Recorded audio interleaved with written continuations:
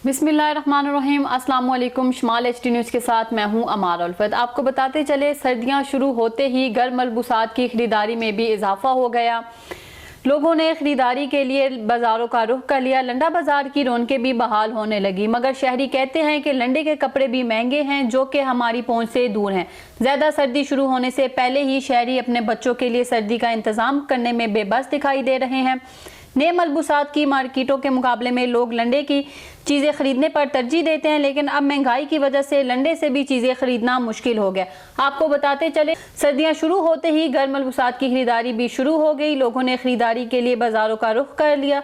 लंडा बाज़ार की रौनकें भी बहाल होने लगी, मगर शहरी कहते हैं कि लंडे के कपड़े भी महंगे हैं जो कि हमारी पहुंच से दूर हैं।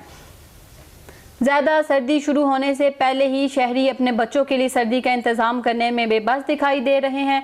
नए मलबूसात की मार्केटों के मुकाबले में लोग लंडे की चीज़ों को खरीदने पर तरजीह देते हैं, लेकिन अब महंगाई की वजह से लंडे से भी मज़ीद चीज़ें खरीदना मुश्किल है।